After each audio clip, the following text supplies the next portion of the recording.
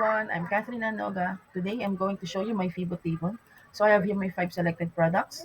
So get the total export by product. Products for the rows and for the values is the sum of each year. So this is 11 years from 2013 up to 2023. So that's it. Total export by product. Now to get the total export by countries, just replace the row labels into countries. Total export by countries. Now for the total export by year, just unclick the row labels. Total export by year. Average exports by product. So I have here the row labels for the products. And for the values, instead of sum, I use the average. So average export by products. Now to get the average export by countries, just replace the row products into countries. Average export by countries. Now to get the average by year, just unclick the row labels. Average export by year. Now for the trends over time, so we have export volume versus export value. So we have created a FIBO table for the export value. We use average for the values, and then we will create a line chart, specifically a stock line chart. So here it is, your line chart for export value. And for export volume, we will also create a line chart. So here it is, your line chart for export volume. Now for the year-on-year changes per country or region.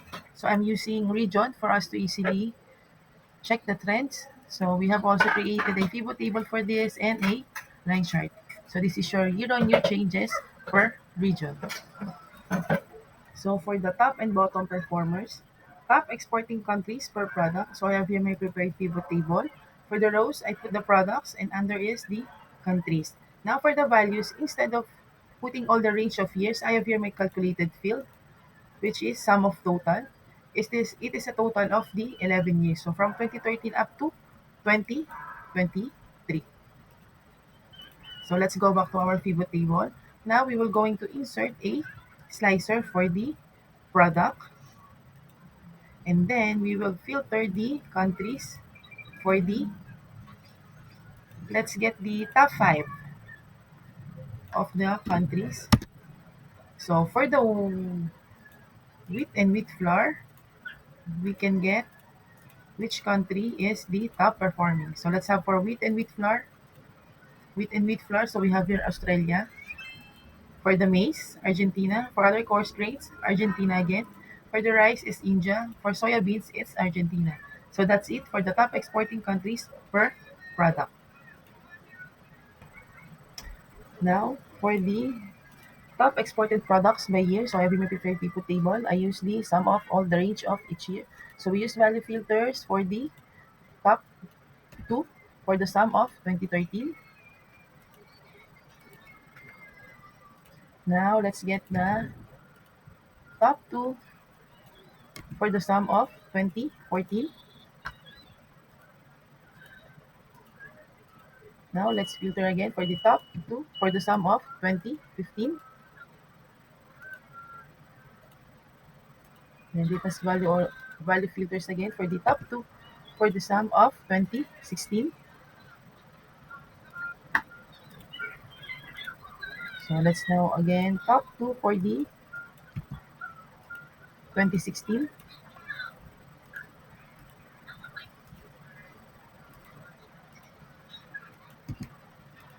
Now 2017.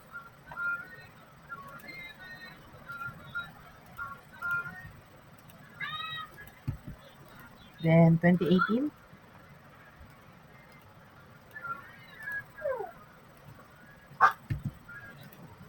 And 2019.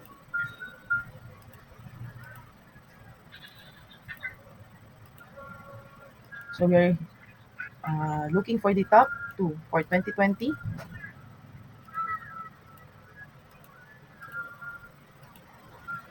Top 2 of 2021. Value filters. Top 2 of 2022. Mm. Next is top 2 of 2023. So that's it. Your top exported products by year. Now for the countries with the lowest demand, I have here again my FIBO table. So for the rows is the country, and then for the sum, I use the sum of total. Then we will filter this into bottom 5. So there you have it, your countries with the lowest demand. For the comparison, let's compare export volume versus export value. So I have here my prepared pivot table for the export value. So we are doing a chart here.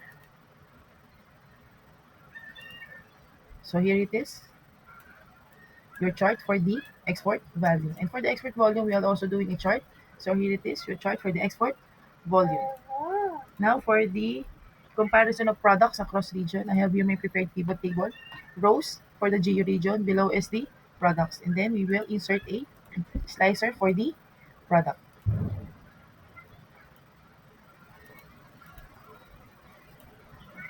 So I'll click all of these. Then let's try for the wheat and wheat flour, maize, other coarse grains, rice, and then soya beans. So that's it for the comparison of products across region. Now let's take the comparison of yearly performance of one product versus another. So I have here my prepared pivot table again. So we will use a slicer for the product. So this time we are looking for the comparison of two products. So let's try for the wheat and wheat flour and then maize. Wheat and wheat flour, other coarse grains. Wheat and wheat flour and then rice. Wheat and wheat flour and soya beans. So let's try for the maize and other coarse grains. So maize and other coarse grains. Maize, other coarse grains, maize and rice. Maize and rice. And then maize and soya beans. Now let's try for the other coarse grains and rice. Other coarse grains and soya beans. So let's try naman for the rice and soya beans. So that's it, your yearly performance of one product versus another product. Now for share and percentages, percentage share of each product in total export. So I have here my prepared pivot table. So products for the rows and some of the range of the years for the values. So right click on the year, show value as percentage of column. So we have for 2013, 2014, then we have for 2015,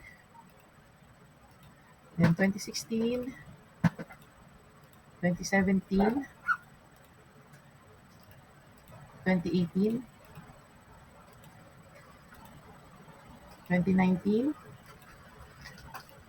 2020,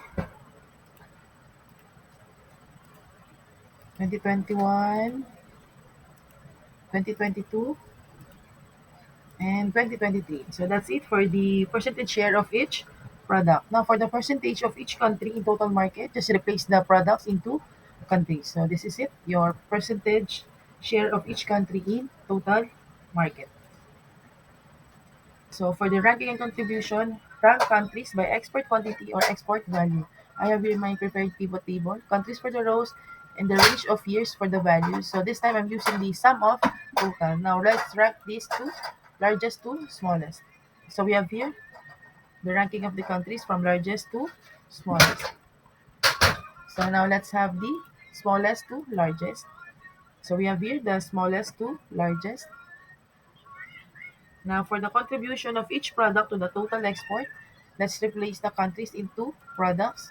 And this time we are using the sum of total, right click, and then show value as percentage of grand total. So we have here the contribution of each product to the total export growth. Now for the regional and group insights aggregate by continent. So my prepared pivot table here, geo-region for the rows and the range of years for the values. So this is the sum. So let's try for the average. So for the values, let's change to value field settings and then choose average. So we have here the average for each year. So there you go, the average of the geo region. Now let's try for the count. So let's go to the values. Let's change it to value field settings and then choose count. So we have here the count for 2013, 14, 15, 16, 17, 18, 19, 20, 21, and 2023. So that's it for your aggregation of the continent or geo region. Now let's compare developed versus developing countries in demand. So I have here my pivot table, countries for the rows, For the column labels is the geo region, and for the values is the grand total. So we will insert a slicer here for the geo region.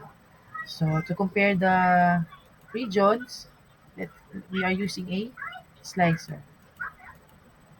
So uncheck muna natin lahat. Then let's compare Africa and Asia. So here it is. So under is the countries for Africa and Asia. Let's try Africa and Commonwealth of Independent States. Then next for the Africa and Europe. Next is Africa and Middle East. Then Africa and North America. Then Africa and South Central Caribbean. Then next for the Asia and Commonwealth of Independent States. Asia and Europe. Asia and Middle East. Asia and North America. Asia and South Central America. Then now let's try for the Commonwealth of Independent States for Commonwealth of Independent States and then Europe. Commonwealth of Independent States and Middle East. Commonwealth of Independent States and North America. Commonwealth of Independent States and South Central America. Now let's try for the Europe and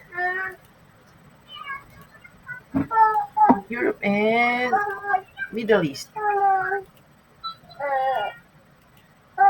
So we have here Europe and Middle East, Europe and North America, Europe and South Central America. Now let's try for the Middle East and North America, Middle East and South Central America. Then now let's try North America and South Central America. So that's it for your comparison of developed versus developing countries. For my own cross-tab analysis, so I have here products for the rows, columns for the geo region, and for the values is the grand total. I put the countries for the filter. So this time I'm using a slicer for the products and another slicer for the geo region. So we can easily find what we are looking for using two slicers. So here, so let's try for the width of Africa and Asia. So here, so let's try naman the maize and rice of Europe. Let's try for Europe. So here it is. So we can use the two slicers for us to find what we are looking for. So let's try again for the soya beans and wheat flour, and for the region of Middle East. So there you have it. Using two slicers, we can easily find what we are looking for.